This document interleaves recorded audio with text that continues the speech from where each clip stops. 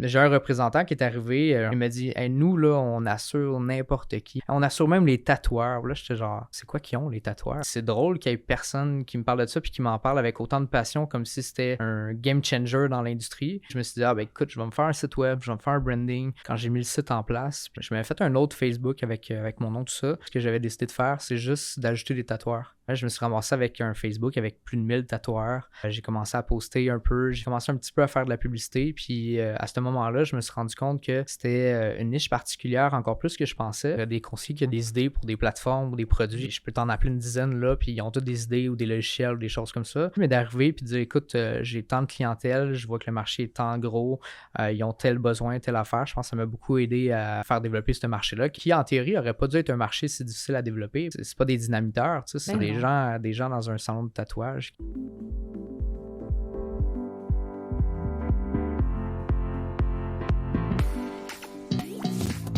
Vous écoutez Les Pros de l'assurance, présentés par Emma Assurance Vie. Bonne écoute. Olivier Trouchon, bienvenue aux Pros de l'assurance. Merci. On a entendu parler de toi d'abord. En fait, moi, je parle pour moi. Stéphane Rochon, premier épisode, mentionne ton nom. Ensuite, on en parlait hors d'onde. Ton nom est sorti plusieurs fois. On s'est dit, coudonc, faudrait le recevoir sur le podcast. Ça nous fait vraiment plaisir que tu sois là. Merci beaucoup pour l'invitation. C'est super apprécié. Je suis content d'être avec vous deux aujourd'hui, là. Je pense que tu as un parcours aussi particulièrement intéressant pour les gens qui débutent, pour les gens qui se disent peut-être « Hey, c'est vaste, c'est large, le domaine de la sécurité financière. Je m'en vais où? Je me lance où? Comment je fais? Comment je démarre? » On peut peut-être commencer par ça, si tu veux.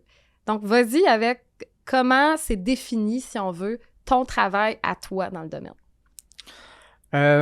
D'où que je pars, dans le Oui, fond, exact. d'où tu viens. Écoute, je viens définitivement pas d'une famille qui a un background en service financier. Tu sais, il y a beaucoup de gens, des fois, que le père en fils ou la famille entrepreneur, des choses comme ça. Moi, je viens vraiment d'une famille tu sais, qui vit avec des moyens très minimes, là, salaire minimum, tout ça. On vient un peu... On vient d'un parc de Metz-Mobile, pour donner une idée, là. Fait qu'on vient pas de très loin par rapport au domaine des services financiers.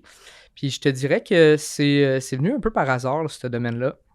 J'ai essayé plein d'emplois dans ma vie. Je me suis dit, écoute, j'ai un gros problème majeur qui est le stress de discuter avec des gens que je connais pas.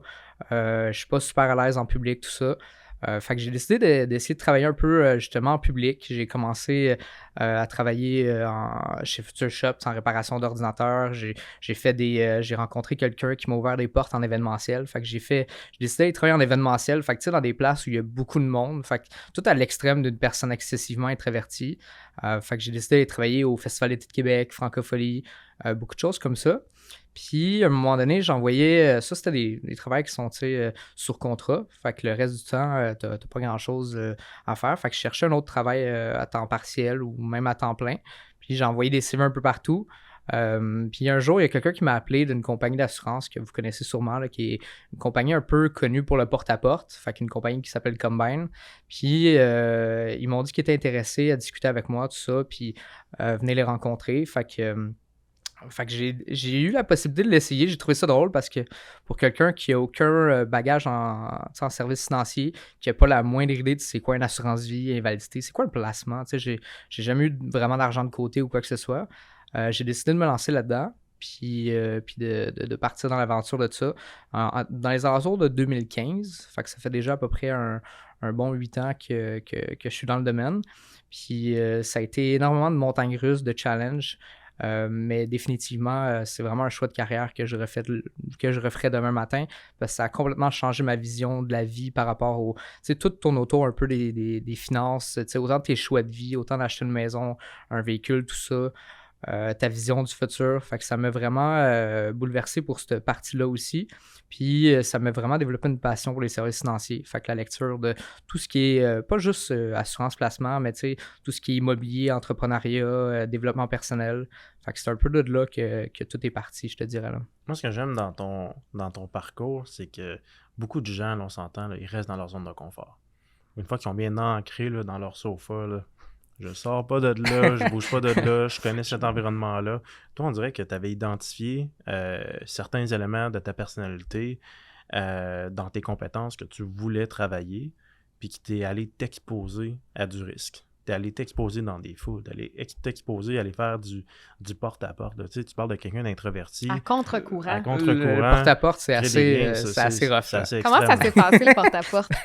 Ça a été chaotique parce que la première fois, avec le directeur que je travaillais dans le temps, lui était spécialisé pour les entrepreneurs, ce qui est assez large, là. Mais on faisait du porte-à-porte de commerce. Fait que pas du particulier où tu as peut-être un challenge de moins puis un peu moins complexe comme situation familiale. Fait qu'il me dit, on fait que des entrepreneurs, on va cogner des entreprises.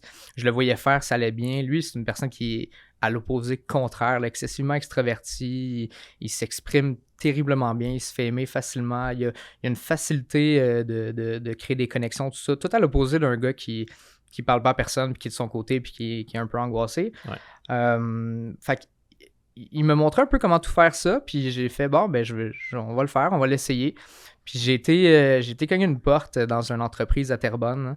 Puis j'étais arrivé pour cogner, dire, tu sais, me présenter. Puis juste la présentation, ou juste nommer mon nom, ça a comme coincé, là.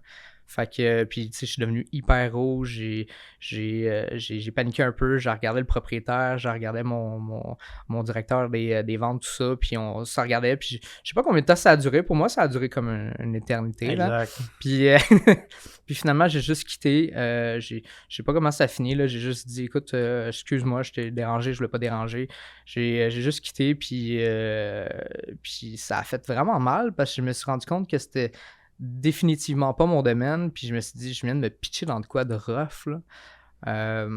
Puis ça a niveau pris... prospection, là, c'est possiblement le plus brutal. Pour commencer, c'est vraiment... Ouais. Ça peut te détruire une carrière assez vite, là. Ouais, Fait parce que tu sais, le téléphone, la prospection par téléphone, tu le sais que tu déranges les gens, ils s'attendent pas nécessairement à ton appel, Ouais. mais au moins, tu sais, quand ils raccrochent, t'as pas le fameux non, toute son expression non-verbale de maintenant tu peux prendre la porte et quitter. Non, Puis là, tu marches, puis ils te regardent quitter. C'est vraiment pas la même, la même claque. dynamique, là. Non, c'est ça. Exact. C'est vraiment ailleurs. Fait que j'ai eu énormément de difficultés avec ça. Fait que visiblement, je l'ai pas fait longtemps. Fait que j'ai regardé un peu les options, puis j'ai changé. Tu sais, je suis parti de chez Combine, j'ai décidé d'aller travailler pour un cabinet de services financiers, tout ça. Puis j'ai décidé d'essayer de prendre du temps pour moi, puis de penser justement à ça serait quoi la meilleure option, la meilleure solution qui m'aiderait à continuer à avancer, mais pas nécessairement d'aller cogner des portes, parce que cogner des portes, c'est excessivement difficile. Ça prend beaucoup de temps. Tu vas voir des gens, des fois, qui ont pas d'intérêt, ou qui n'ont pas de besoin, ou qui n'ont pas besoin de toi. Puis là, il faut essayer de les convaincre qu'ils ont besoin de toi. Puis dans les faits, c'est pas tout le temps le cas. Fait que c'était vraiment pas mon type de business. Fait que j'ai pas mal laissé tomber assez rapidement. Mais ce que j'ai pas laissé tomber, c'est quand même le développement personnel, l'apprentissage. Ça, j'ai continué sans arrêt, là, surtout pendant les 3 premières années. Je te dirais, tu sais, les creux là, psychologiques, c'était assez difficile, parce que tu commences, tu sais pas trop où t'en aller. Tu as des frais fixes quand même. Ouais. C'est moins important que d'autres types d'entreprises, mais tu as des obligations financières quand même. Puis, visiblement, ben, dans la vie, je n'étais pas un vendeur né, ou je suis encore là, pas un vendeur, plus un conseiller. Donc, c'était excessivement difficile d'avancer là-dessus, puis de réussir à vivre de ce métier-là, là, dans les premières années, là. Mais je pense que on n'est pas à notre premier contact ensemble, Ouais. toi et moi, Olivier, parce que Non. moi, je m'en rappelle, là, tu sais, quand on a lancé Emma, là, notre premier chat, c'était toi. Sincèrement. T'es Ça se venu peut. sur la plateforme Ça se à peut. août 2018, on Ouais. lance ça, moi je m'en rappelle, j'étais dans le siège social de Mika, dans un petit bureau, pas de fenêtre. On est moi et mon frère, la plateforme est en ligne, on met en ligne les premières publicités, quelqu'un qui se pointe sur la chat, puis là on voit Olivier, là, ouais, c'est qui ce Olivier-là? Olivier Truchon, on s'en va sur Facebook, LinkedIn, on voit qu'il est conseiller, puis là on a parlé ensemble dans la conversation, puis Ouais. tu nous as encouragés. Tes mots, c'était comme, hey, les gars, belle plateforme, c'est innovant, C'est on, sharp, on a besoin de monde comme vous dans le domaine. S'il y a quoi que ce soit que je peux faire pour aider, commenter, vous voulez jaser, on se contacte. Ouais. Tu sais, c'est comme ça que ça a commencé, c'était notre premier chat. Puis ça, à chacune des étapes qu'on a eu des grands lancements, nous, on les voyait, tu sais, les adresses courriels qui revenaient, qui faisaient des visites, qui retestaient.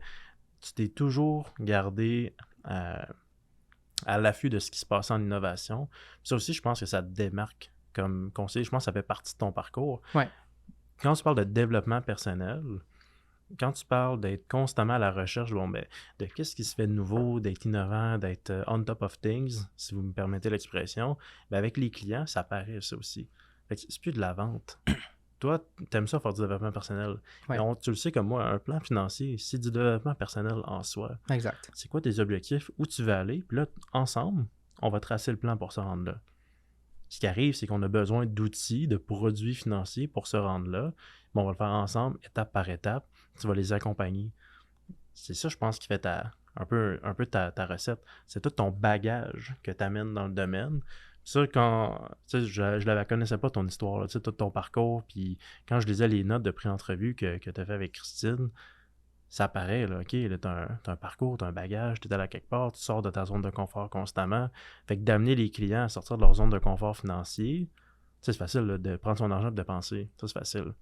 De se payer en premier, d'épargner, d'avoir à couper dans son niveau de vie, de mettre en place les bonnes structures pour être en mesure d'amener ta famille, la sécurité financière de ta famille à la bonne place. C'est sortir de sa zone de confort. C'est sortir de sa zone de confort. Ouais. Penses-tu que le fait que tu sois introverti te sert d'une certaine façon? Parce que, je m'explique, ton directeur à l'époque, là, c'était un gars flamboyant, quelqu'un qui parle, qui prend de la place. Ça incite pas nécessairement les gens à se confier. Je pense que cette personnalité-là, ça fait beaucoup de bruit, mais des fois, c'est peut-être pas dans le niveau de conseil dont tu as besoin. C'est peut-être pas la personnalité qui, je trouve, qui est la plus gagnante. Dans ton cas, t'aimes écouter. Je le vois, là, t'es très à l'écoute. Ça sert énormément. Ben, j'aime beaucoup, j'adore écouter, je pose aussi beaucoup de questions, j'apprends à connaître, je suis plutôt calme parce que de base, bon, à part le petit stress à l'intérieur, là, mais je veux dire, je suis plutôt calme, puis j'aime ça toujours apprendre un peu plus, puis peut-être un des grands avantages avec notre travail, c'est la chance de rencontrer plein de gens dans plein de domaines différents qui ont plein de trucs à nous apporter. Autant au niveau de leur travail qu'au niveau personnel, tout ça. Fait que ça, je trouve ça vraiment fantastique. Puis je pense que ma blonde, elle m'avait dit un jour que j'étais pas mal si elle avait une qualité, elle disait que j'étais un gars passionné dans la vie. Fait que tu sais, quand je me mettais à triper sur un sujet ou à parler avec quelqu'un, puis qu'on se mettait à parler de, tu sais, surtout, justement, on parle des dernières années, l'entrepreneuriat, parce que visiblement, on a eu tous des challenges, tout ça. Mais c'est toujours agréable de discuter avec quelqu'un puis d'expliquer un peu où tu es parti aussi. Tu sais, s'il y a des points qui peuvent l'aider à l'améliorer. Parce que moi, c'est tout des choses que j'ai demandé aux gens qui étaient autour de moi, qui avaient plus d'expérience. Je leur ai demandé, tu sais, tous les petits points qui pouvaient m'aider à skipper peut-être les erreurs qui seraient importantes que je pourrais faire ou essayer de m'améliorer. Tu sais, ma première année en tant que conseiller, je te dirais que majoritairement, j'ai pas eu de clients que j'ai si je peux dire que j'ai signé ou j'avais pas de clientèle. J'ai vraiment focusé sur l'apprentissage, la compréhension de comment faire le travail. Tu sais, j'étais tout le temps à table avec mon représentant, puis lui, il faisait les rencontres, puis moi, je l'écoutais parler, je regardais un peu, tu sais, ce qu'il disait, la façon qu'il s'exprimait aussi. C'est ça, j'étais vraiment plus dans l'écoute, effectivement, comme tu disais. Dans l'observation. Puis c'est encore de même aujourd'hui, je te dirais. Là. Je suis pas. Je suis toujours plus dans l'observation, la compréhension que démontrer c'est qui est le plus fort, le plus gros char, qui domine. Ou tu sais, l'espèce de. Parce que tu sais, des fois, tu vois un peu le côté. Je veux pas dire le mot dominant, mais tu sais, le côté où tu as le conseiller qui prend toute la place, tout ça, ben il y en a beaucoup qui prennent la place puis qui posent pas les bonnes questions puis qui prennent pas le temps avec le client de vraiment comprendre à l'intérieur.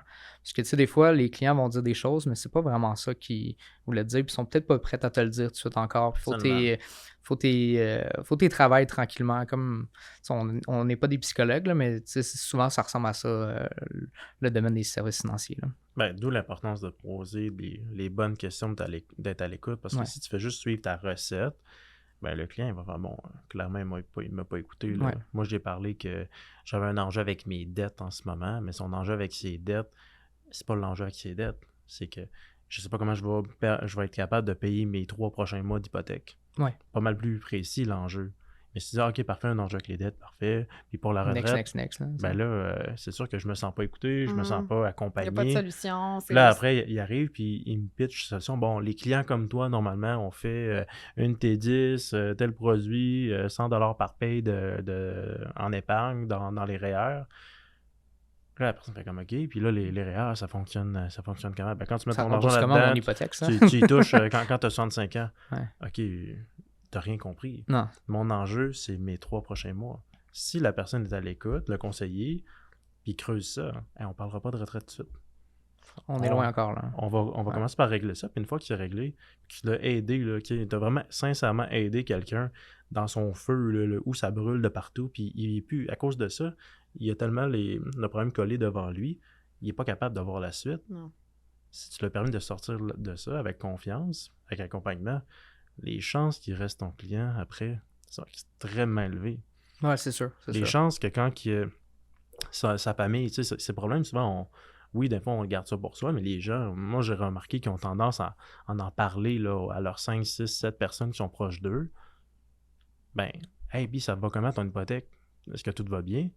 Hey, oui, j'ai rencontré un gars, il m'a vraiment aidé, il a fait une différence. C'est qui? C'est ça la prochaine question qu'ils vont poser. Non, exact. Et là, tu commences à te faire connaître, tu fais ta marque, mais ça passe pas sans l'écoute. 100%. Non, tu vois, j'ai une cliente, cette année, elle m'a appelé, écoute, 200 fois, j'ai dit, tu peux m'appeler quand tu veux. Puis, tu sais, on discute même pas d'assurance ou de placement, tu sais, elle vient de commencer comme entrepreneur, elle m'a demandé des conseils, tu sais, du côté un peu, c'est comptabilité de base, fiscalité, tu sais, sans rentrer dans les détails complets parce qu'elle a pas, tu sais, elle débute tout ça, puis je suis pas un spécialiste définitivement de ces domaines-là. Mais tu vois, elle m'appelle pour plein de challenges, autant que là, tu sais, elle est très jeune, mais elle génère des revenus super importants. Fait que là, elle se disait, bon, mon train de vie, je vais l'augmenter, je vais aller chercher un appartement à tel montant, un gros véhicule, tout ça. Tu sais, tout ce challenge-là, tu sais, on est un peu à part de ce qu'on est supposé de faire. Tu sais, dans les faits, on n'est pas un comptable, on n'est pas là pour l'éduquer financièrement comme elle aurait peut-être dû avoir à l'école puis qu'on n'a pas. De A à Z, je veux dire, là, tu sais. Mais visiblement, elle m'appelle tout le temps, puis elle a confiance, puis elle sait que je l'ai aidé sur plein d'autres affaires. Fait qu'elle m'appelle pour plein de petits conseils de même. Puis tu sais, j'ai pas la recette, quoi que ce soit parfaite, parce que visiblement, j'en ai fait plein d'erreurs, puis je vais continuer à en faire. Mais si je peux l'aider sur une coupe de points, puis elle, ça la fait réfléchir, ben, elle me rappelait, puis elle me dit, ah, ben, tu sais, l'appartement, je voulais louer un appartement. Finalement, quand je fais tous mes calculs, les vrais calculs, tu sais, le fonds d'urgence, mettre de l'argent de côté, faire ci, faire ça, je me suis rendu compte que finalement, j'arrivais kiff-kiff, puis ça allait pas bien, là, mes affaires, tu sais. J'ai passé je pense que je suis super riche, à finalement, je suis pas tant riche à la fin du mois, là, tu sais. Puis c'est toi, la différence avec peut-être d'autres, c'est que toi, tu prends toujours l'appel. Je les prends tout le temps. Ben, l'avantage, je te dirais, tu sais, quand j'en avais parlé un peu plus dans le temps où je disais que je travaillais tout le temps à distance avant la COVID, parce que visiblement, c'était... dans les premiers au Québec qui ont vraiment pris ce mode de travail-là. Ouais, ben j'étais dans les premiers à me faire chicaner aussi pour ça. Là, exact. Parce que en deuxième, il y avait juste moi derrière. Probablement. Parce que les signatures électroniques, les compagnies d'assurance, ça n'aimait pas bien ça. Moi, j'ai décidé que, tu sais, j'ai créé un site web, là, Assurance pour tatoueurs dans le temps, en 2017, pour aider les artistes, parce que les artistes étaient un peu un domaine qui était mis de côté pour les assurances, tout ça. Absolument. Puis, en développant tout ça, je me suis rendu compte que, visiblement, si tu y vas de la vieille façon, puis tu vas cogner tous les studios de tatouage au Québec, tu vas en avoir pour longtemps, tu sais. Ça se fait pas vraiment. Fait que j'ai décidé d'utiliser un peu plus mon bagage en informatique, parce que j'ai étudié en informatique, programmation, tout ça, pour me créer un site web moi-même, faire des publicités moi-même, faire de l'infographie, mes posts Facebook, tout ça. Fait que j'ai vraiment tout créé sur mesure moi-même. J'ai pris le temps qu'il fallait pour le prendre, parce que dans le temps, ben, tu sais, quand tu commences comme nouveau conseiller, c'est pas le temps qui manque, Non, exact, c'est ça. visiblement. Fait que si tu l'utilises comme du monde, ben, ça peut faire une différence. Fait que je te dirais que c'est pas mal ça que j'ai fait. Puis là, je me suis rendu compte que tout se faisait mieux à distance. Tu sais, puis que le seul problème majeur, c'est que les compagnies n'étaient pas prêts pour ça, mais que visiblement, tu sais, une signature manuscrite ou une signature faite avec un doigt sur un iPad, c'est pas mal similaire pareil, puis que ça devrait probablement être accepté dans le futur, tu sais. Puis on parle de ça, tu sais, dans les alentours de 2017, même 2016, je te dirais plus 2016 quand j'ai quitté Combine. Fait que 2016, 2017, 2018. Puis j'ai décidé de me spécialiser vraiment en ligne pour plusieurs raisons, surtout pour le temps. Parce que visiblement, si tu es tout le temps sur la route, tu fais 2 heures, 3 heures de route, tu n'as pas nécessairement le temps à accorder à tes anciens clients aussi pour des questions. Tu sais, tout est bien dans une petite case, tu passes 2 heures là, tu t'en vas, puis après ça, tu ne peux plus vraiment aider, puis tu n'es plus présent. en étant disponible à tout moment par texto, courriel, téléphone, ma journée est pas mal plus facile à gérer, puis ça me permet de pouvoir justement prendre le temps qu'il faut sans calculer mes heures. Là, fait que, Ça, là, d'ailleurs, là, l'histoire que tu viens de nous conter, là, c'est une des premières fois que j'ai entendu parler de toi dans l'industrie, qui t'es spécialisé dans la niche des tatoueurs. Ça, là, les conseils qui nous écoutent aujourd'hui, là, c'est ultra important. Le métier, il est vraiment difficile. Débutant en carrière, là, ça n'a jamais été autant difficile qu'aujourd'hui. Les structures de rémunération ont changé. Ça coûte beaucoup plus cher. Tu sais, on parlait des frais fixes tantôt. Là. Des frais fixes, il y en a plus qu'il n'y en a jamais eu. Sauf que tu peux pas nécessairement avoir un frais de bureau. Tu peux travailler de chez toi. Fait que cette économie-là, mais après ça, faut que tu aies l'équipement, faut que tu aies l'ordinateur, faut que tu aies les logiciels. C'est du pareil au même. Ouais, c'est juste que exact. tes coûts sont différents. Si tu n'as pas de stratégie dans ton développement des affaires, ça va être d'autant plus difficile. Tu vas avoir moins de contrôle sur la gestion de tes revenus, sur la projection de ta business, parce que tu ne sais pas dans quelle direction tu t'en vas. Moi, ce que j'aime, c'est que tu as identifié un besoin. Les tatoueurs sont négligés par l'industrie. Une fois que tu sais ça, tu te rends compte que, bon, faire le tour de tous les salons de tatoueurs au Québec, au Canada, bonne chance. c'est un travail impossible. Tu n'as vraiment pas fini. Puis les gens sont en train de faire un client pendant que tu te présentes à ce moment-là à Joliette. Ça se peut que ça ne fonctionne pas, c'est pas le bon moment. C'est quand la prochaine fois que tu reviens à Joliette, ça se peut que ça prenne du temps. Tu as tous les autres salons à faire. Fait que dans ta stratégie, tu te rends compte que, bon, faire le tour, style porte-à-porte combine, ça ne marchera pas. Il faut que j'ai une stratégie qui est différente. Mais la niche ne change pas. La pertinence de cette niche-là fait du sens. Pourquoi? Parce que ils n'en ont pas d'assurance collective. Donc, ils n'ont pas d'assurance invalidité. Ils n'ont pas d'assurance vie. C'est des gens qui ils ont des liquidités. Là. Ils ont un fonds de commerce, ils ont des paiements, je veux dire, de loyers à faire. Ils ont des obligations financières. Ils ont des obligations financières, ils ont des formations à faire, ils ont des clients à trouver. C'est des gens il y a de l'argent qui transite dans leurs mains.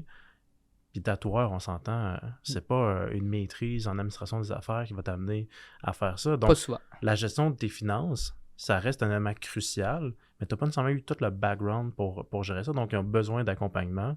Une fois que tu as bien identifié cette niche-là, commence pas à aller faire tous les autres entrepreneurs, une clientèle de médecins, une clientèle de pharmaciens. La niche est tellement vaste. Tu le sais, Olivier, là, pour avoir une clientèle qui te fait bien vivre, tu n'as pas besoin de 5000 clients. Là. Non, exact. Tu vois, là, 300, 500 bons clients qui te font confiance, qui font toutes les choses avec toi. Là.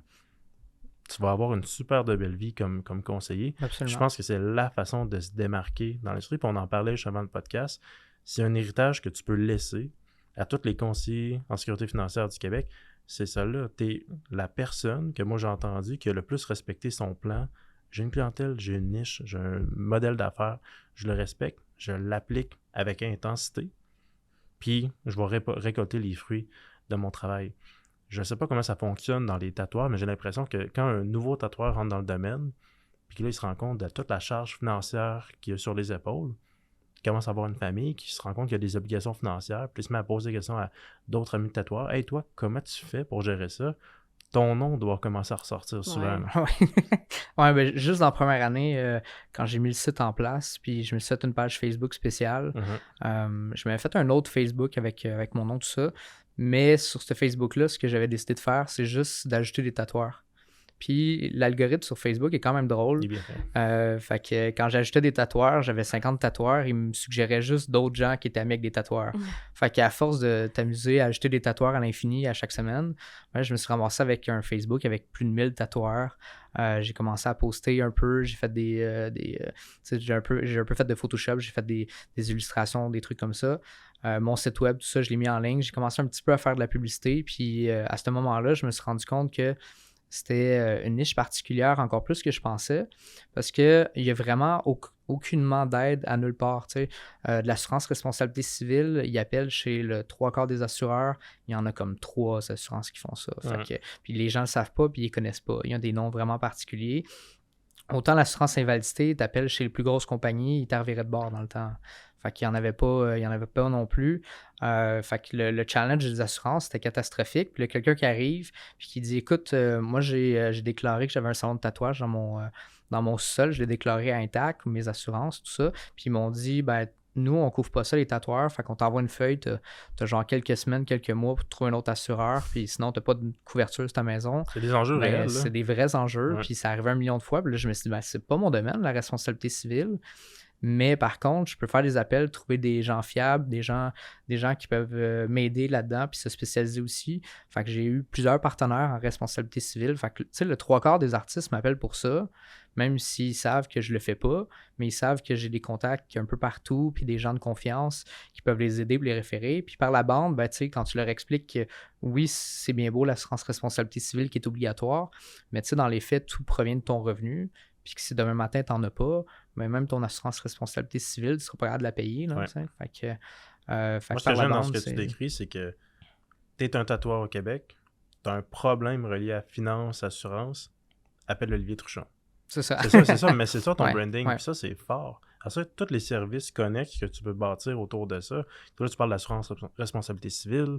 Après ça, tu as hypothèque, ouais. assurance vie, t'en as plein. Ça, comptabilité des tatoueurs. C'est sûr qu'il y a des particularités. Moi, j'ai des comptables aussi. C'est ça, tu as des comptables. Ça Tu s'est développes ton développé réseau organiquement en Ouais, fonction très des vite. besoins de ta clientèle. Mais ça n'existe pas si tu n'es pas concentré dans ta niche. Parce que si tu n'es pas concentré dans ta niche, quelqu'un t'appelle avec un problème de responsabilité civile. Ah, mais c'est pas mon domaine. Exact. Puis la majorité des gens se cassaient pas vraiment la tête. C'est autant du bord des conseillers. Je veux dire, quand tu as une seule compagnie, parmi 20 compagnies d'assurance qui assurent les tatoueurs, je veux dire, 3/4 des gens, ils en ont pas vu des tatoueurs comme clients. Fait qu'ils ils se cassent pas la tête, ils tassent ça de côté, puis ils négligent ça. Fait que moi, je me suis dit, je vais faire ça. Puis en plus, j'avais un ami qui était, un de ses bons amis était propriétaire était directeur d'une compagnie d'assurance. Fait qu'on s'est essayé, puis on a dit, écoute, j'ai une niche, j'ai ci, j'ai ça, est-ce que tu serais prête à ouvrir puis nous laisser la possibilité de pouvoir assurer les tatoueurs avec une autre compagnie? Puis dans le temps, c'était avec Croix-Bleu. Le Croix-Bleu, ils font plus d'assurance invalidité depuis le mois de juillet. Mais Croix-Bleu a été le premier qui m'a ouvert la possibilité de pouvoir distribuer des produits de services financiers aux tatoueurs. Puis ainsi de suite, là, autant avec Humania tantôt qu'on a parlé, ou RBC ou d'autres compagnies.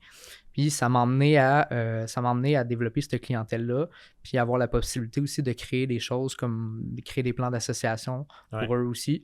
Ce qui fait en sorte que c'est vraiment fantastique parce que c'est des plans que j'étais le seul au Québec qui pouvait les distribuer. Fait que ça avait un avantage en plus là, pour eux. Fait que, Moi, il y a des conseillers au Québec qui m'approchent et qui me demandent comment tu as fait pour créer Emma.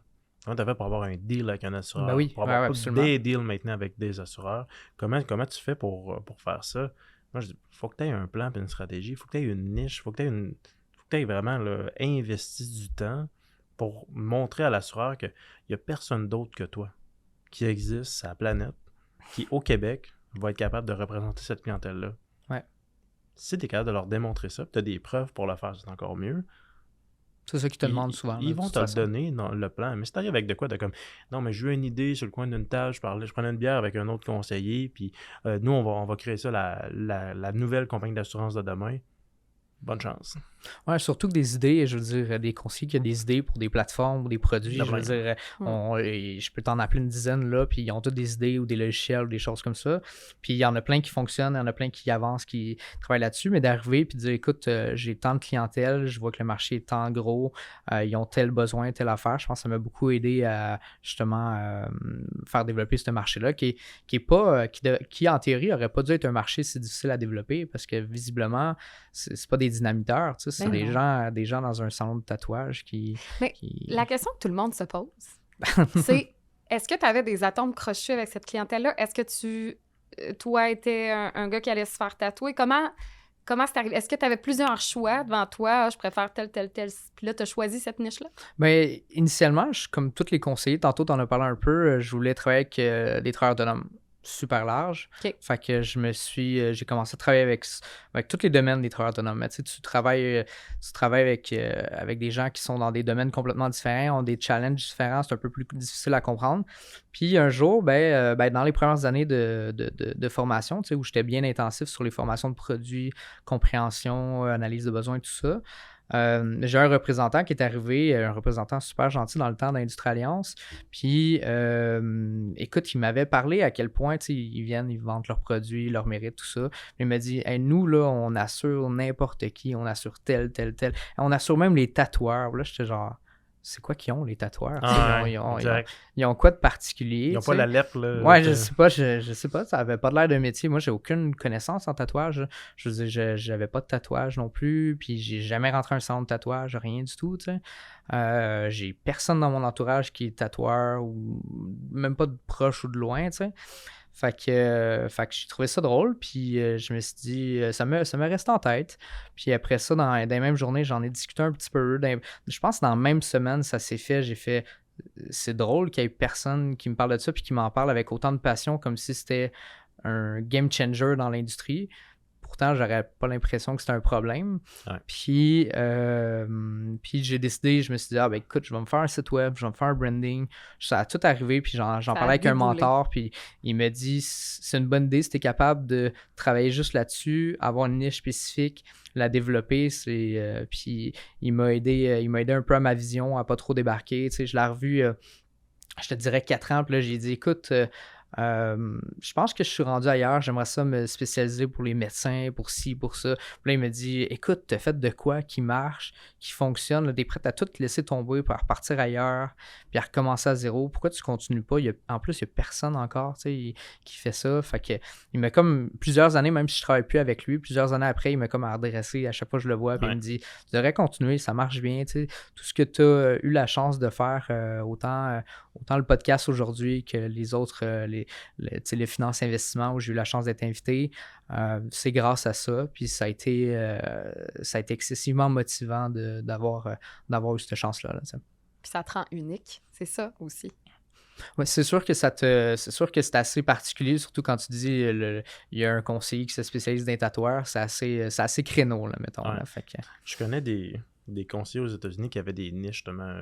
Parce qu'aux États-Unis, il faut leur donner, là, niveau entrepreneurial, là, ils l'ont quand même l'affaire. Là, Ouais. La culture entrepreneuriale est mieux bâtie, puis c'est célébré au lieu d'être un peu boudé. Là. Au Québec, là, c'est malheureux, là, mais c'est pas si encouragé que ça. C'est le fun d'entrepreneur, beau projet. Quand tu réussis, c'est parle-moi-en pas de ton argent, c'est souvent ça. Exact. Aux États-Unis, c'est différent. Fait qu'ils en parlent un peu plus de leur stratégie. Ouais. Puis il y a des conseillers qui ont des niches vraiment précises. Ils ont dit, bon, comment je peux amener ma business ailleurs? Je suis dans cette niche-là, je suis bien établi, mais ils ont commencé par acheter un cabinet de comptable, puis toute la business, mettons, des tatoueurs, ils l'amènent dans ce cabinet comptable-là. Ils ont acheté un cabinet d'avocats. Ils ont tout envoyé la business là-dedans. Ils ont-tu besoin de financement, ces tatoueurs-là, pour amener leur business ailleurs, pour acheter d'autres cabinets de tatouage? Comment que moi, je peux m'insérer dans les autres... Tu sais, comment je peux faire, dans le fond, une intégration verticale dans ce marché-là? Puis ça, t'as pas fini, là. Ah ça, bon, je l'ai fait au Québec, en l'Ontario. Personne qui se spécialise. J'ai jamais entendu parler en Ontario. Je parle à plein de conseillers ontariens. J'ai jamais entendu les tatoueurs. Quand on se met à penser de façon verticale, dans une niche vraiment précise, c'est illimité. Le potentiel de développement qu'il peut avoir, il va toujours en avoir des nouveaux. Ben ça, c'est juste la diversification dans cette niche-là. Surtout que c'est surprenant de savoir le nombre de gens qui travaillent dans ce domaine-là, puis à quel point ça a été exponentiel vraiment vite. Là. À chaque jour, j'avais des appels, puis des gens qui veulent ouvrir des studios. Là, je me suis dit, voyons, il y a des studios pieds carrés comme des McDo, tu sais. Mais il y en a vraiment partout, puis ils sont là pour rester. C'est sûr que comme n'importe quel entrepreneur, il y en a qui vont partir dans les 3-4 premières années. Mais ça reste que du moins, je veux dire, c'était au début un hasard, puis c'est devenu une passion, puis c'est devenu des gens avec qui je suis habitué, je comprends leur mentalité, leur façon de faire, ils sont pas tous pareils, ils ont tous des bagages différents, ils ont des gens qui, tu vois, une personne avec qui j'ai parlé est ingénieur, puis là, elle lâche son travail, puis est à temps plein comme artiste, et tu as tout plein de gens qui ont quitté leur domaine pour x, y raison. Mais ça reste que j'ai une bonne relation, puis surtout une relation de confiance, parce qu'avec le temps, ben, il y a beaucoup de monde, mais ça reste très restreint comme monde quand même. Puis ils se connaissent visiblement toutes. Fait que ils ont tous sûrement des événements dans lesquels ils vont là-bas, puis ils se rejoignent, c'est sûr. Ouais, d'ailleurs, j'ai faisais pas mal tous les congrès, d'ailleurs. J'étais le seul Je te dirais, j'étais la seule personne dans tous les congrès de tatouage où j'ai été qui avait aucun tatou. C'est ce que j'allais Fait dire, que, non tatoué, fait ouais. que non, c'est ça. J'ai été dans tous les congrès de tatouage. Je me suis blendé un beau polo, marqué Assurance Tatoueur dessus, mon prénom dessus. Puis j'allais pas déranger, tu sais, j'allais pas voir personne pour nécessairement faire de la prospection, mais juste faire être visible, présent, puis juste que tu sais, les gens voient le nom puis ils s'en rappellent, tu sais. Puis aussi, dire un petit bonjour à des clients que visiblement j'avais jamais vus parce que c'est un regroupement de gens qui viennent de partout, tu sais. Puis j'avais jamais été en Gaspésie, puis tu sais, j'ai des clients pourtant qui viennent de la Gaspésie, qui se rencontraient au congrès de Laval ou Trois-Rivières, tout ça. Fait que j'en ai rencontré plein que j'aurais pas rencontré ou sinon. Je trouve ça fou parce que on en reparle, mais tu es un introverti. Puis tu te mets dans des situations, là, tu te dis, hey, je vais mettre un polo, on va m'identifier. C'est des choses que... C'est intense un peu, là. Non, c'est pas intense. C'est exactement ce qu'il faut que tu fasses, mais c'est souvent ce à quoi on s'attend de quelqu'un qui, justement, là, qui veut faire parler de lui, qui est plutôt du côté extraverti. Mais toi, tu fais toutes ces choses-là. Donc, tu es tellement conscient de ce que ça va te rapporter, je pense, tu sais, inconsciemment, tu dis... ça vient de la stratégie. C'est ça, c'est stratégique. Je te dirais même pas que c'est une question d'argent ou de rapport. Je te dirais que c'était vraiment plus une question de motivation, de passer au autre niveau, tu sais, de vraiment se motiver. Tu sais, comme ici, c'est pas une question financière, c'est une question de défi. C'est une question de dire, écoute, es-tu capable de le faire? Puis de bien t'exprimer, d'être présent, d'essayer d'aider ou d'essayer d'expliquer un peu ton parcours, s'il y a des points qui peuvent être pertinents pour des gens qui sont nouveaux ou qui ont plusieurs années d'expérience ou peu importe. Tu sais, certains points que je peux apporter peut-être qui sont différents de la vision des gens. Fait que c'était vraiment plus du côté défi, je te dirais. Là. Tu sais, autant que j'ai le vertige à monter dans une échelle, autant que le lendemain, j'ai dit on va sauter en parachute. Tu sais. C'est un peu... mais je l'ai fait. Mais tu sais, c'était plus dans ce défi-là. Là. Je te dirais, j'ai pas mal tout changé. Puis sur tous les domaines. Tu sais. Autant que quand j'étais jeune, j'étais hyper difficile, que je mangeais absolument rien. Puis autant du jour au lendemain qu'on a été cogné à une entreprise qui était un restaurant de fruits de mer. Puis j'ai décidé d'aller m'asseoir avec le propriétaire, puis avec mon représentant dans le temps. Puis il a dit, on va manger à son resto, puis après ça, à la fermeture, on va s'asseoir avec, tout ça. Fait que autant que j'avais jamais mangé de fruits de mer de ma vie, que j'ai tout essayé d'un coup en même temps, puis que, tu sais... fait que c'est un peu toute la facette de la personnalité que j'essayais de travailler, d'améliorer, de voir les petits points. Je dis pas que je vais jamais être extraverti, puis jamais être super à l'aise, puis jamais être la personne qui cherche à avoir l'attention.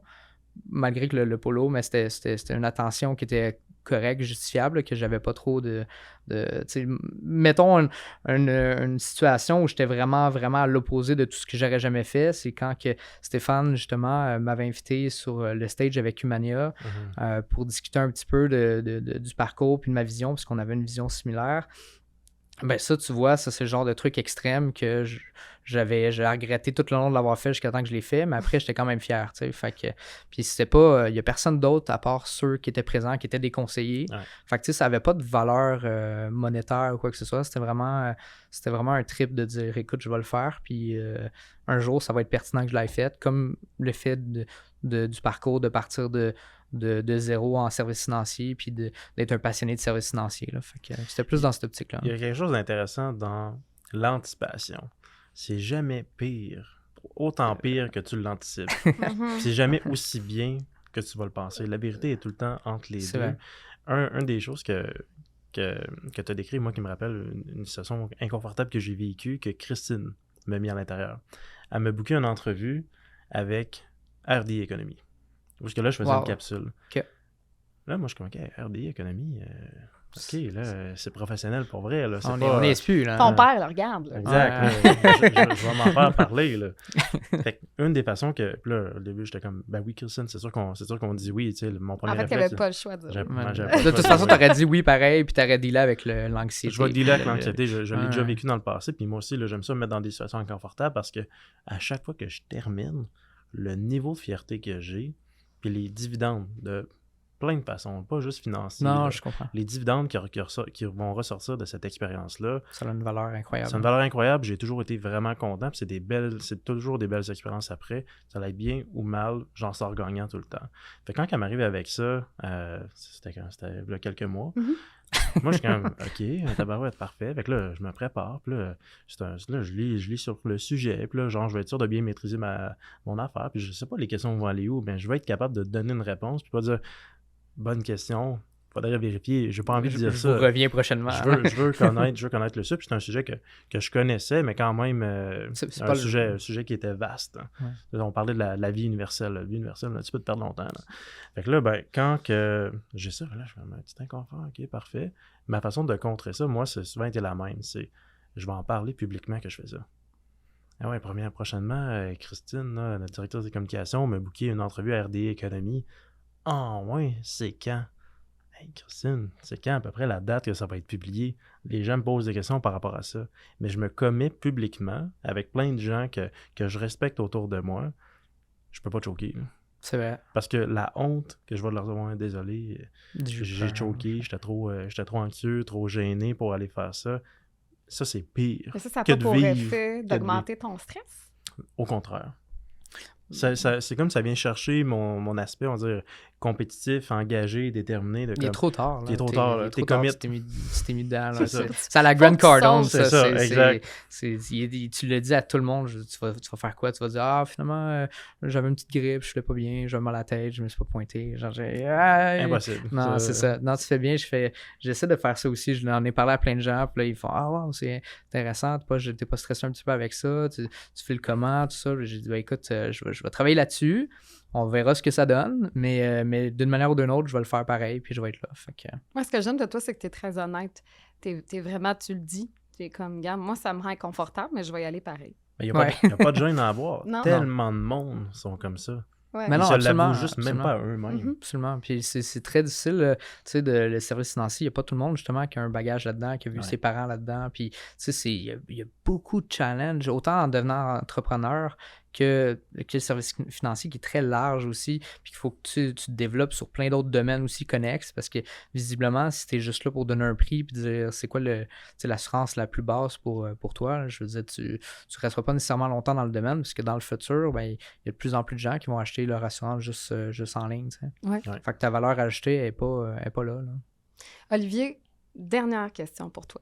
Si tu avais un conseil que tu aurais aimé recevoir lorsque tu étais, en début, tu es encore très jeune, mais lorsque tu as commencé, jeune, quel serait-il? 21 ans, c'était quand même assez jeune. Tu sais, quand tu dis que la majorité des conseillers, souvent, ils ont pas mal les cheveux blancs. Là. À 21 ans, tu connais pas grand-chose, puis tu sors de l'école. Puis, by the way, de l'école qui était en informatique, fait qu'il n'y avait pas de lien encore avec les services financiers. Là, j'étais en programmation puis en réseautique, fait qu'on était encore loin, on était sur... Mais conseil, écoute, j'en ai un, je pense, qui serait vraiment pertinent, puis qui est à l'opposé de plusieurs représentants, tu vois, qui... tu sais, un peu comme mon ami que je te parlais tantôt, qui était directeur, qui était flashy, tout ça. Il y a beaucoup de gens qui t'arrivent dans le domaine, puis ils font, écoute, le mindset est super important, puis ça, je suis d'accord, le mindset, développement personnel, tout ça. Puis il dit, mets-toi dedans, achète-toi un gros véhicule, passe les grosses dépenses, tout ça. Puis je pense que c'est un des conseils les plus importants à avoir, c'est pour vrai, garde tes dépenses le plus bas possible les premières années. Fais attention à ton argent, dépense le moins possible, puis arrive même dans le domaine avec des fonds pour dire que tu n'auras pas de trouble pour 3 mois, 6 mois. Tu sais, si tu dis qu'un particulier devra avoir entre 3 mois et 6 mois de dépenses courantes, imagine un travailleur autonome. Là. Tu devrais faire attention ou y aller doucement pour ça. Puis l'autre chose aussi, c'est que souvent, je te dirais, les gens rentrent dans le domaine avec l'espèce de pensée magique, là, le get rich quick. Là, tu vas faire une fortune vite, rapidement. Puis c'est vraiment pas un domaine où tu travailles à temps partiel, puis tu vas faire de l'argent à l'infini. C'est vraiment un domaine où ça va te prendre du temps, tu vas développer une clientèle, il faut que tu sois patient, il faut que tu sois éduqué. C'est vraiment un mode de vie plutôt que juste un sideline que tu pourrais dire, tu sais. Fait que je te dirais, fais attention avec cette partie-là aussi, là, avec autant tes dépenses que tes revenus, sache qu'ils vont progresser à une belle vitesse dans le temps si tu es constant, puis tu gardes ta constance, parce que c'est aussi une question définitivement de constance, parce que les 2 premières années, je pense que c'est un challenge pour tout le monde. Les 2 premières années ou même 3 premières années, c'est tout le temps une motivation de est-ce que finalement c'est fait pour moi ou pas? puis est-ce que je quitte ou pas, parce que ça fait pas de sens, on dirait que je suis pas bon, j'avance pas, je vois les gens qui gagnent des revenus astronomiques, des gros véhicules, puis toi, t'es chez vous avec ta Toyota Eco, tu sais, c'est Ouais. vraiment, c'est vraiment à l'opposé, fait que je pense que, puis tu sais, j'ai vu des gens qui rentraient dans le domaine puis qui faisaient des scores incroyables, qui étaient des vrais vendeurs, tu sais, plus, notre domaine, c'est pas de la vente nécessairement, c'est plus du conseil, mais qui étaient des vrais vendeurs puis qui généraient des revenus astronomiques. Mais tu sais, sur le court terme, il arrivait une bad luck quelconque, leur motivation a tombé, Absolument. puis il arrivait un échec, puis il n'y avait pas la constance, puis ils lâchaient le domaine. Là. Des gens qui étaient extraordinaires, là, tu sais, les icônes de la place. Puis contrairement à quelqu'un qui était qui est plus low profile, qui est plus tranquille, qui fait ses affaires, qui avance tranquillement, puis qui finit par réussir à faire de quoi de très bien par rapport au qui est parti dans le passé, tu sais. Fait que je te dirais la constance, la persévérance, l'effet d'avoir une vision. C'est sûr que ta vision elle va changer parce que visiblement, si tu m'avais dit que j'aurais le niveau de connaissance par rapport à où j'étais avant ou la facilité de travailler sur différents types de produits ou des choses comme ça, je t'aurais dit, écoute, je me vois pas aussi loin que ça. Tu sais, c'est 8 ans plus tard, tu sais, Ouais. ta business, autant pour toi que n'importe quel autre conseiller ou planificateur, je veux dire, ça change drastiquement. Mais d'avoir une vision globale un peu de où tu vas aller, puis de dire, écoute, il y a des gens qui avaient aucune compétence dans le domaine, qui n'avaient pas d'affaires là, ou qu'il y a des gens qui ont dit qu'il n'y avait pas d'affaires là. Moi, je me suis fait dire plusieurs fois. Puis de dire, écoute, avec la persévérance, l'effort, beaucoup de travail, beaucoup de motivation, tu peux y aller, puis réussir à faire de quoi de beau, là, ça. Absolument, puis je pense que ça rejoint un des conseils qu'une personne que j'affectionne particulièrement, qu'on a eu sur le podcast, Charles Fortier. Ouais. Lui, une clientèle nichée avec les médecins. C'est sa clientèle, lui est là-dedans. Les premiers conseils qu'il donne à quelqu'un, c'est... puis moi, c'est quelque chose qui me rejoint. Là, j'ai eu les mêmes conseils de mon père qui était directeur dans le domaine. Compte pas ton succès les premières années avec l'argent, la commission que tu as fait à toutes les semaines, Exact. à tous les mois. Compte-le en activité. Est-ce que j'ai atteint 15 activités cette semaine? 20 activités. C'est quoi une activité? C'est une rencontre avec un client pour le faire avancer dans une des prochaines étapes. Première rencontre de prospection, premier rendez-vous. Rencontre de présentation des besoins et des produits. Signature, des produits du plan financier, des actions qui vont être prises. Si tu en as 15, tu en as 20 par semaine, sur une base constante, le revenu, ça sera jamais un enjeu. C'est la loi des grands nombres. Ouais, la loi des grands nombres, puis la constance. La constance. Ouais. Après ça, tes dépenses, fais attention à ton argent. Tu vas avoir des périodes qui sont tough. Quand tu as une grosse vente, tu en prends 80%, tu as à mettre de côté. 20% d'une grosse vente, là, c'est de l'argent quand même. Tu vas être capable de te gâter avec ça, mais prendre l'argent, mets-en de côté, parce que quand tu vas avoir une période qui est difficile, si jamais ça l'arrive, ça peut arriver. Ça Pour peut plein de arriver. Ça raisons. risque d'arriver. Parce que, plein de tu sais, dans raisons. les faits, il y a plein de gens qui avaient une façon de travailler, tu sais, de façon de travailler, tu sais, de façon constante. Mettons, des gens qui, en 2019, Ouais. mettons, les gens, ils allaient voir leurs clients, ils étaient habitués de faire ci, faire ça. Il y avait une routine de préétablie, tout fonctionnait bien. Puis là, tu arrives, puis là, du jour au lendemain, on dit, ben, tu n'as plus le droit de rencontrer tes clients. Faut que tu restes chez vous, tu fais ça à distance. Mais tu sais, il faut que tu aies la possibilité de te remettre en question, puis de sortir de ta zone de confort, puis de voir si tu as d'autres options que tu peux faire pour continuer à travailler. Là, tu sais. Tu sais, depuis que je suis dans le domaine, j'ai essayé de le faire le plus longtemps que je peux. Puis là, genre, je suis rendu avec une jeune famille, fait que là, les besoins changent un peu, mais j'ai toujours été en mesure de mettre 40% de mon revenu net gagné de côté. C'est extraordinaire. Puis j'ai jamais changé ça. Des fois, j'ai déjà atteint 60% de mon revenu net de côté. Donc, je me disais, si je le mets tout le temps de côté, puis on s'entend, là, je pourrais permettre un plus bel auto, je pourrais m'acheter une plus grosse maison, je pourrais faire plein de choses, mais pour moi, c'est pas si important que ça. Les choses vont venir dans leur temps. Si je garde ces bonnes habitudes-là, puis que je travaille sur mon top line, mon revenu top line, mes différentes opportunités, ben, le 60% qui me reste, il grandit aussi en même temps. Mais si un jour j'ai un projet que je veux saisir, là, c'est plus nécessairement un problème de sécurité financière, c'est plus un problème de si j'ai une belle opportunité qui se présente à moi, mais que je suis pas capable de la saisir parce que j'ai pas eu les bonnes habitudes, je vais vraiment m'en vouloir. Parce que je suis 100% responsable. Là, on n'est plus Félix, 3 premiers mois, qui a commencé avec 10 000 de marge de crédit. Là, si je suis pas capable de la saisir, l'opportunité, 100% de ma faute. J'avais juste à développer les bonnes habitudes, mais en gardant ça pendant une longue période de temps, tu te rends compte que tu n'en as pas nécessairement besoin de cet argent-là. Après 100%, ça, ouais. t'acquiers une certaine indépendance financière, tu pourrais prendre ta retraite plus tôt, Mais si t'es un triple de voiture, tu décides de t'en acheter un, mais t'attends un petit peu avant d'avoir un bon coussin, d'être un peu plus à l'aise financièrement, de comprendre un peu c'est quoi la liberté financière, de pouvoir, tu sais, si demain matin on t'enlève tes revenus pendant 1 mois, 2 mois, 3 mois, puis tu t'as pas de problème, 6 mois, tout ça. Tu sais, de savoir aussi justement calculer tes affaires, parce que tu sais, un beau véhicule, ça nécessite pas juste le paiement, mais ça nécessite l'entretien, ça nécessite les assurances, ça nécessite beaucoup d'obligations. Fait que mais je te dirais que tu sais, je focus beaucoup sur la mentalité qu'un de mes mentors a passé ici, Louis Xavier, là. Puis Louis Xavier, tu vois, il m'a beaucoup aidé à développer ça. C'est un gars qui a gardé ses dépenses tout le temps très bas par rapport à ses revenus qui étaient extraordinaires, puis la façon qu'il travaillait.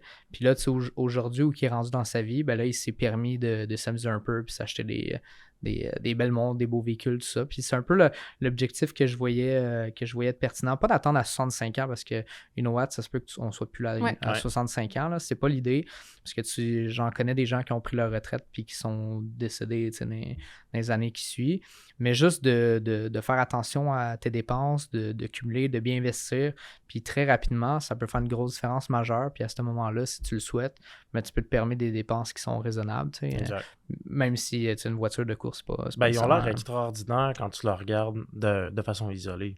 Mais quand tu regardes l'ensemble de l'œuvre, ben, la personne a tellement eu des bonnes habitudes. C'est ça, exact. A pris une fraction pour se gâter, puis c'est correct de se récompenser. Exact. Mais c'est pas correct de pas avoir des bonnes habitudes. Non, son habitude ne changera pas, parce que c'est devenu une habitude. Fait que d'une manière ou d'une autre, il va toujours rester dans cette optique-là. Puis si lui, il a décidé qu'aujourd'hui, avec ses 10 ans d'expérience, qu'il était prêt à acheter un char qui coûte 300 000, ben c'est parce qu'il y a les fonds suffisants, ça ne l'impressionne pas. Fait qu'il n'est pas rendu au moment où écoute, je vais l'acheter, mais je vais essayer de calculer si j'arrive à la fin du mois, puis ça balance. Là. Le pire conseil, tu l'as dit, là, mais puis il est tellement donné souvent dans le domaine. Les chars, un bon vendeur, là, ça vend. Fait qu'il faut qu'il te mette dans une situation où tu n'as pas le choix de vendre.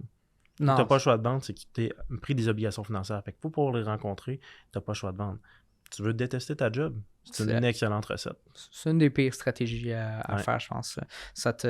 Écoute, tu as tellement d'autres challenges que payer ton gros char de luxe là, à mettre. De toute façon, en plus, avec les ventes en ligne, tout ça, je veux dire, ton char, il va rouiller dans le cours. Là, fait que, exact. Exact. On se laisse sur cette sagesse. Olivier Truchon, tu as été une de nos plus belles rencontres. Absolument. Merci beaucoup.